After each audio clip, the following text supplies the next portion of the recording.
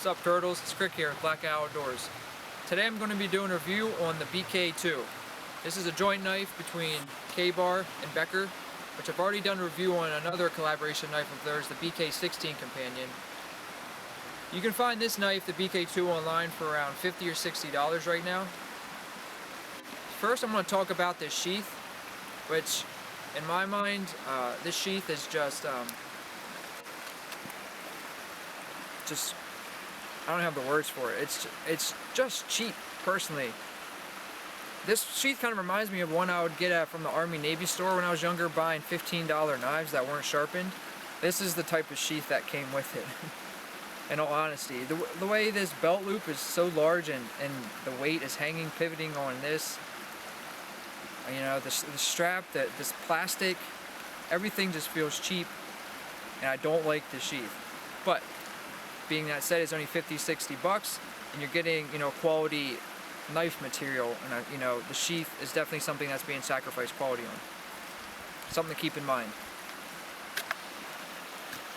Getting into some of the knife specs. 10.5 inches overall length, 5 1/4 blade length, 1095 Crovan coated, 1/4 inch thick. This puppy weighs a pound, which is a lot in my opinion for a 10-inch knife, a little over 10-inch knife. Drop point blade design and the grind, I'm going to call this a modified Scandi. And also KABAR wants to say this is a 20-degree edge angle on a dull edge that came from the factory. And one more thing about the sheath I forgot to mention. I know there's people complaining that it's actually dulling the knife. Pulling it in and out of the sheath is actually dulling the edge. Something else to keep in mind. So, you know, what am I going to use this for? A knife like this in my kit? Well, with this much weight and this size and the thickness of this knife, in my mind it's really only meant to do one thing, and that's just to swing and chop. So that's what I'm going to use it for, and that's what we're going to do some testing with it right now. And I have a wrist lanyard on the knife, which I highly recommend because of these Zytel scales and handle, which are found on the BK16 as well. I really do not care for.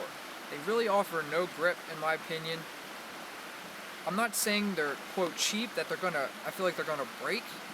I just don't like the texture, and I just don't like the feel when I'm using the knife, which in my opinion is important to have good grip on the tool you're going to be using and potentially swinging.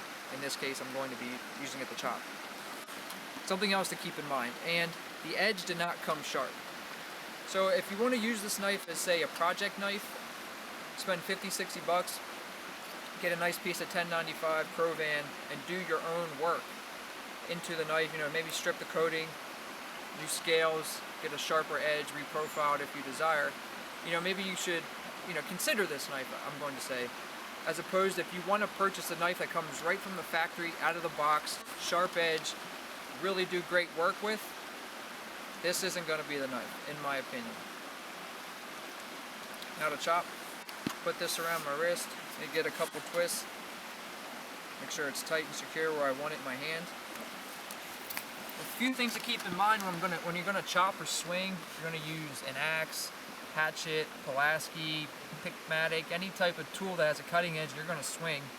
You want to make sure the path of the knife. If you miss your target, you want to make sure it's not coming in direct or you know, your leg or foot or knee or anything is in its path.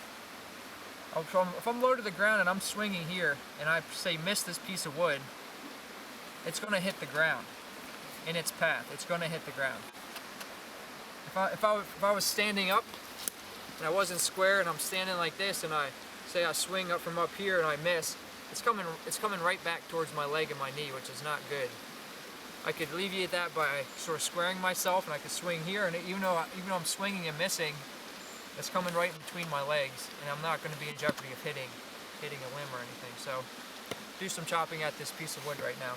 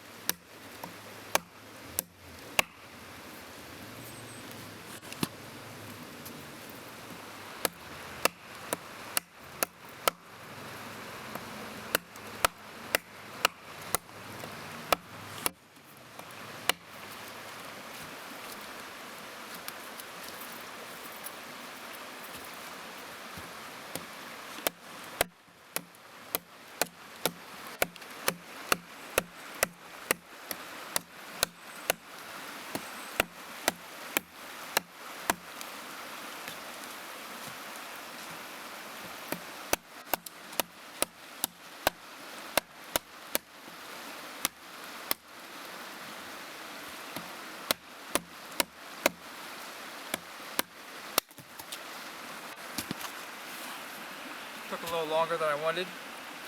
It goes through, like I said, this does not come sharp. You can see why sort of a dull tool is an unsafe tool. Let's just try to pound it through this. Try to baton it, see what happens here. Switch hands with it.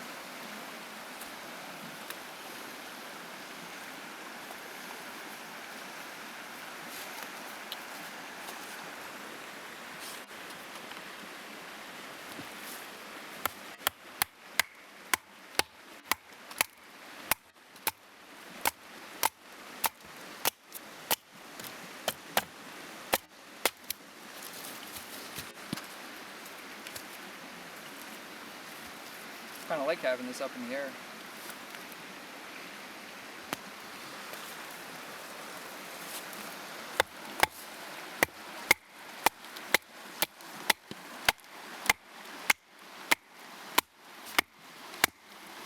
Go through this knot. Nice piece of kindling.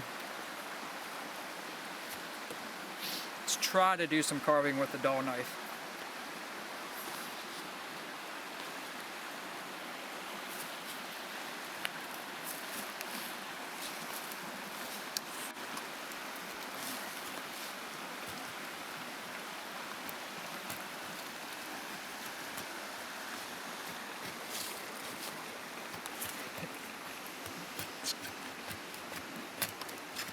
Yeah, this is dull.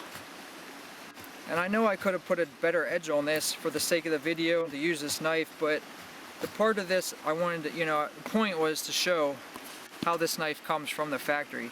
You're not going to pull it out and have, shaving sharp, making really nice feather sticks from the factory.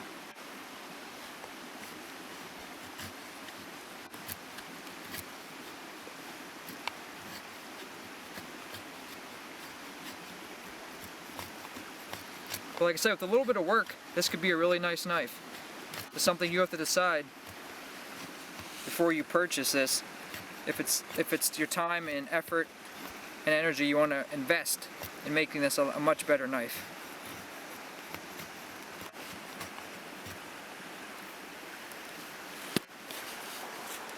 It's Krik signing out with Black Outdoors. Later, turtles.